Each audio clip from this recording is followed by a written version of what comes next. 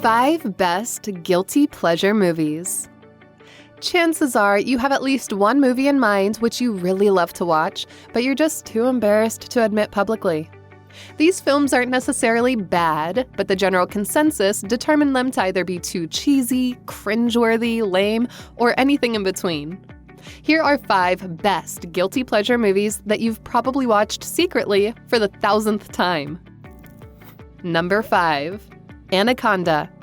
Probably one of the most memorable things to come out in 1997 was the hit suspense thriller Anaconda by Luis Llosa. As much as we hate to admit it, the film is actually worth its hype back then. Not just because it features a curious ensemble of A-listers either. Speaking of which, Anaconda enlists famous talents like J-Lo, Ice Cube, Owen Wilson, Jon Voight, Eric Stoltz, and even Frank Welker. You heard that right. The legendary voice behind Megatron was the one who made the weird hissing sound of the titular character. But beyond this, the film is simply fun to watch. Who can forget that time when Owen Wilson's character got swallowed by the snake, and then the next sequence shows a clear trace of his terrified face, while the rest of his body is trapped inside the reptile's stomach? Or that scene when the anaconda puked and nearly dissolved Jon Voight out in the open. The sneaky snake hunter even gives J-Lo that weird wink before finally succumbing to his death. Number 4. The Twilight Saga. This film series needs no introduction, but if you must know, these movies came out more than a decade ago, and it's filled with so much hype. The critics panned the whole series, but that didn't stop fans, more specifically frenzied teenagers, from storming the theaters. The movies, especially the first that came out in 2008, is literally made of maple syrup. So mushy it will make you cringe to the bones. But make no mistake, despite the terribly awkward display of acting coupled with painfully melodramatic dialogue, you better hold on tight, Spider Monkey. The Twilight Saga made some breakthroughs in the teen movie genre that make it more memorable and worth rewatching. Take, for example, the way they portray vampires. It's like diamonds. Instead of these creatures turning to dust in sunlight, they frickin' sparkle. And if you think the film's target demographic are tweens and teens, think again. Middle-aged women, and perhaps those in the upward age bracket, were hardcore fans as well. This kind of devotion is truly understandable, simply because most of us experienced teenage love or have longed for it. So don't worry, go for it. You're not alone on this one. Number 3. Grease 2. Let us set the record straight. The world didn't need a sequel to the John Travolta and Olivia Newton-John starrer, Grease.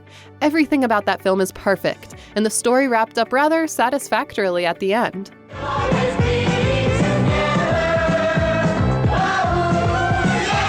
But barely 2 years after the original, the T-Birds and Pink Ladies are still raging, and they're singing their way back to Rydell High.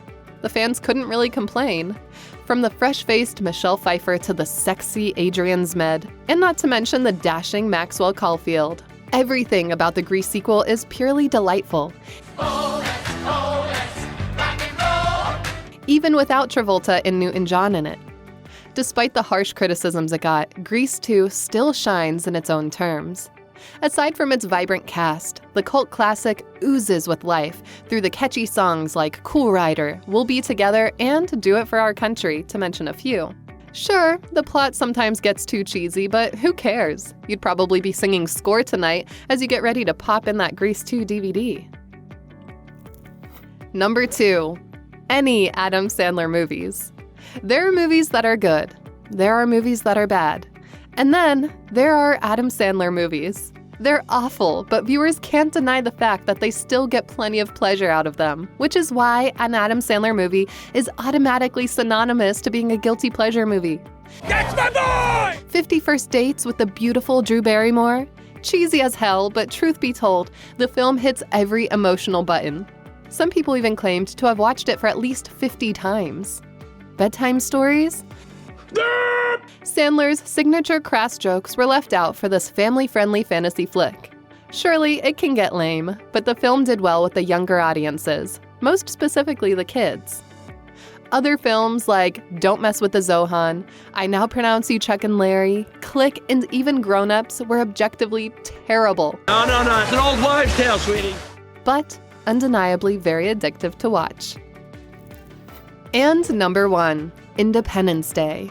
The biggest draw guilty pleasure movies has its ability to offer a blissful, brainless kind of entertainment experience that keeps us coming back for more.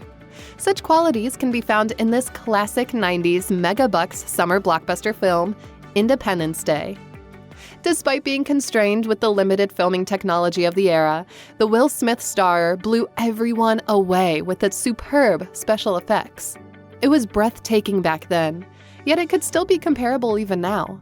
Young ones back then were certainly awed seeing U.S. fighter jets fighting hordes of alien spaceships invading Earth, or perhaps the New York skyscrapers being blown to smithereens, the White House reduced, vehicles of all sizes getting tumbled in the streets, explosions everywhere. The destruction in this film is on another level, and we loved every single bit of it. Let's not forget Smith's witty one-liners that add one more to the punch. Welcome to Earth. Sure, it has some flaws, lots of it, but Independence Day remains to be one of the best guilty pleasure movies we'd hate to admit. Thanks for watching, and don't forget to hit that like button and subscribe to our channel for more videos like this.